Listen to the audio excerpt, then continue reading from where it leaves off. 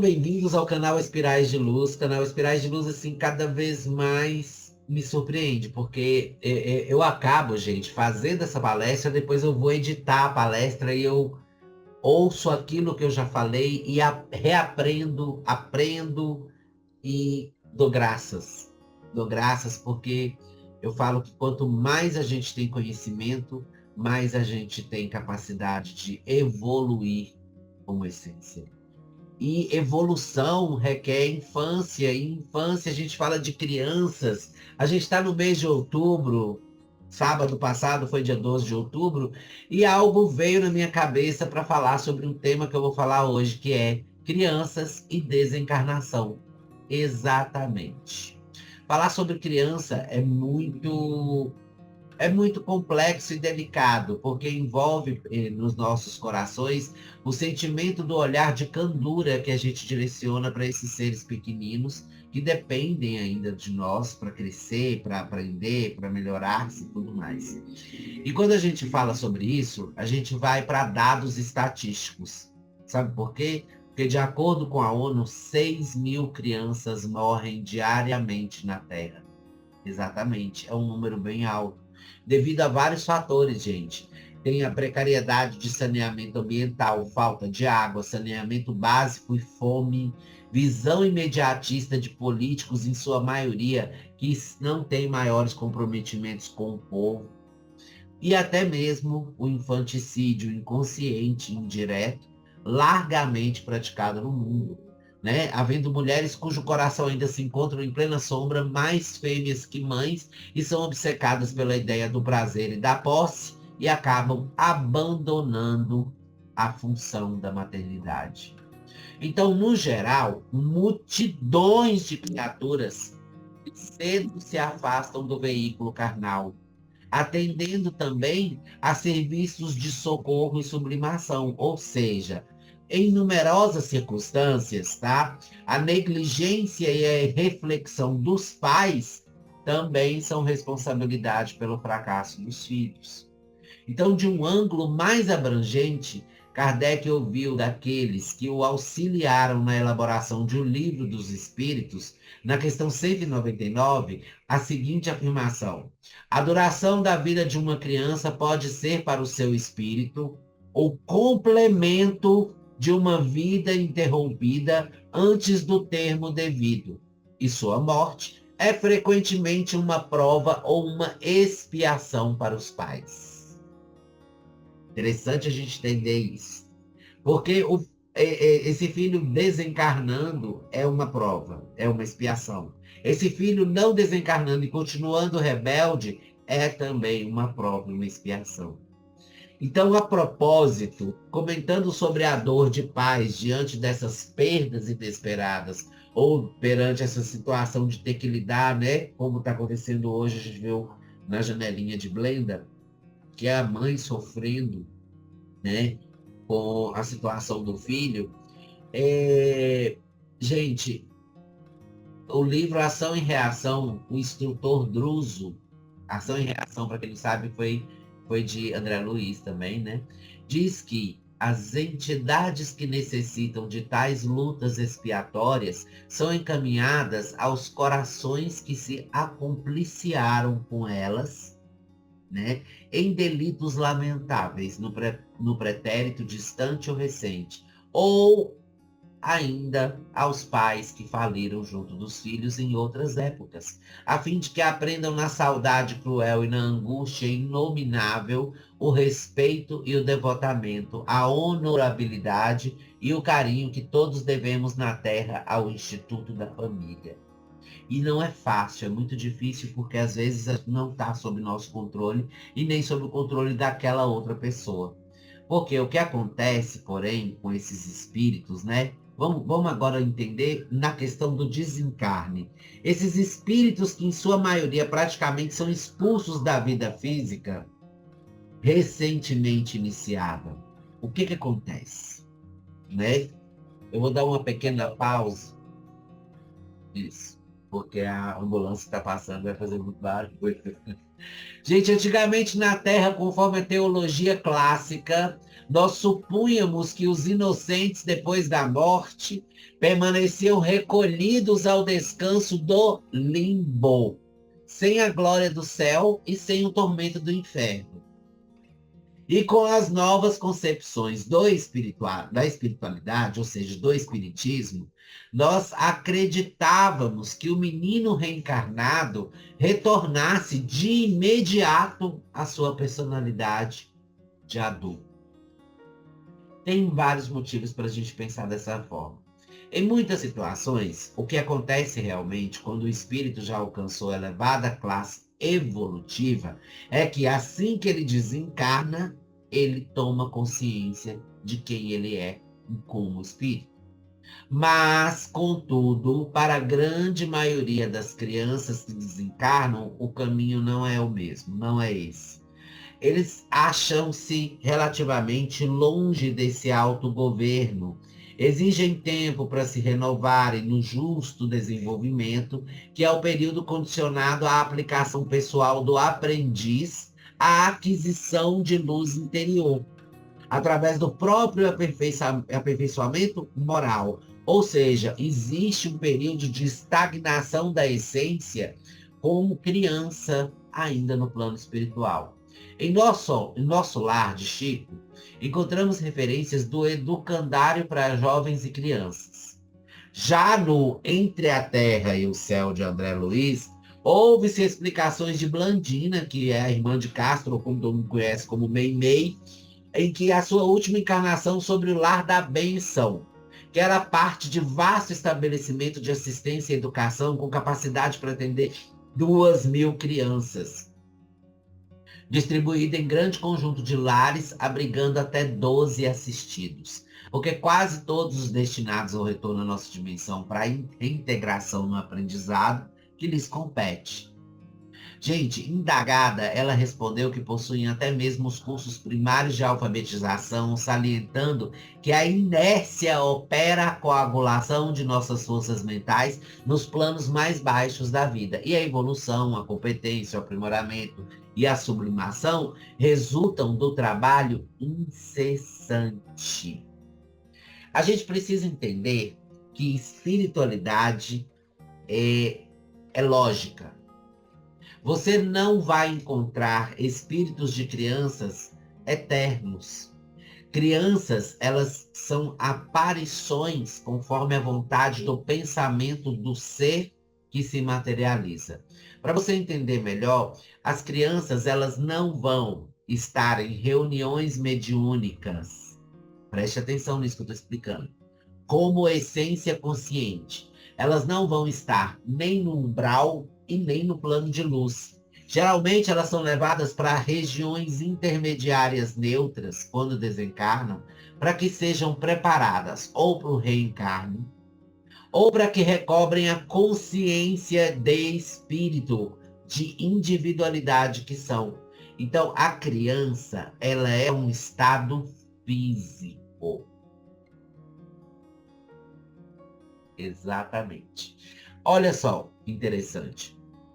Ao presenciarmos uma manifestação de uma criança apavorada que se diz num lugar escuro onde apanha muito, estamos perante, gente, há 3 possibilidades do que está acontecendo quando você vê uma manifestação, uma psicofonia de uma criança falando. A primeira, trata-se de uma mistificação do espírito. A intenção de envolver o grupo, tá? Uma fantasia anímica do médium que guarda afinidade com crianças ou um desajuste do comunicante que regrediu a um comportamento infantil, como acontece não raro com doentes mentais. Isso pode acontecer? Sim, sim e sim. Ele se torna a própria criança que ele já foi. Segundo, o que pode acontecer também? É o que nós chamamos de espírito imaturo. Ou seja, é aquele desencarnado na infância, mas o esclarecimento que poderia receber seria totalmente ocioso. Então, é um espírito que ele regride a um comportamento infantil. Ele não é uma criança. Ele se torna, na fala e no comportamento, uma criança. Para quê? Para envolver as pessoas ali.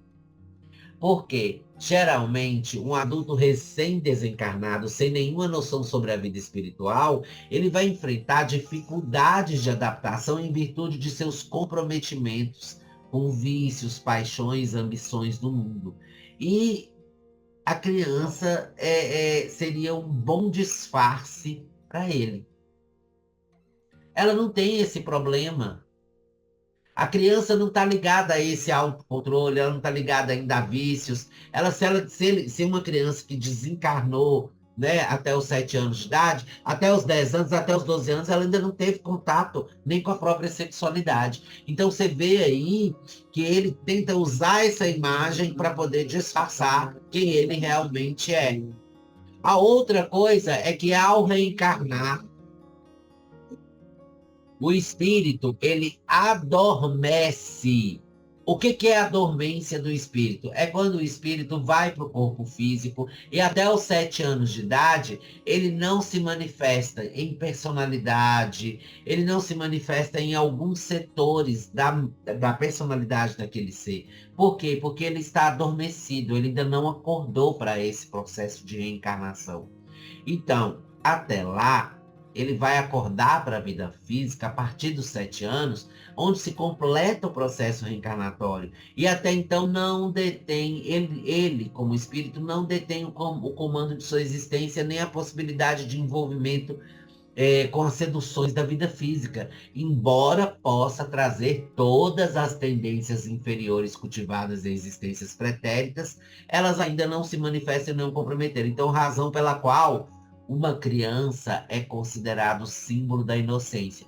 Por isso que na terceira possibilidade, nós podemos ter um espírito realmente de uma criança que acabou de desencarnar e ainda não foi recolhida. Mas isso é um fato muito raro de se acontecer.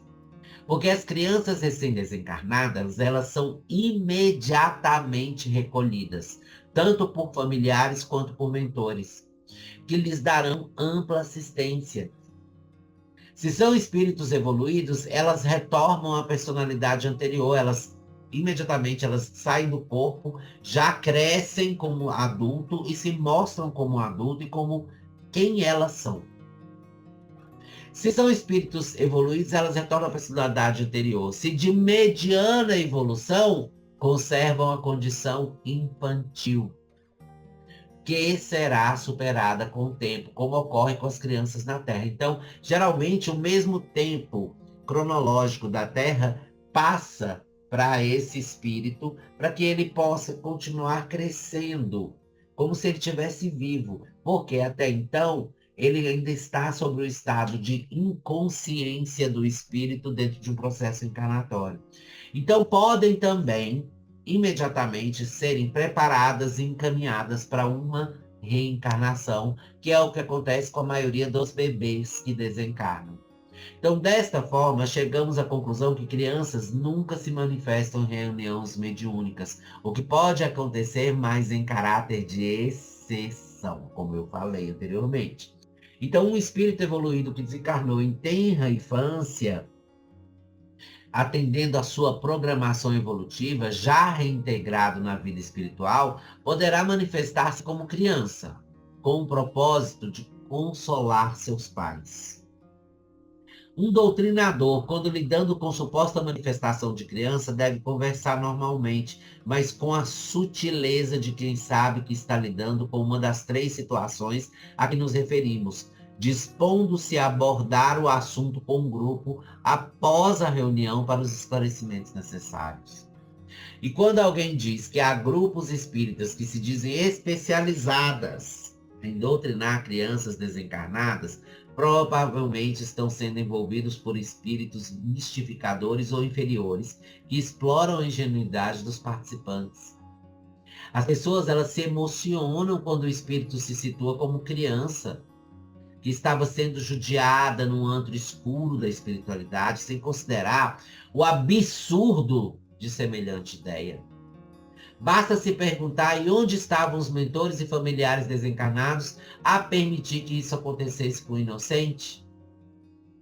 É por isso que quando a gente, um médium, tem uma visão de uma criança, de uma, né, vamos falar assim, de um infanto juvenil, a gente tem que abordar muito cuidado, com muito cuidado esse espírito. Porque se você está vendo um espírito de criança correndo para lá e para cá, e aí você identifica que é uma criança e de repente você para pensar assim, peraí, se um espírito desencarnado está conservando na erraticidade a forma infantil, que espírito é esse? Quem é esse espírito?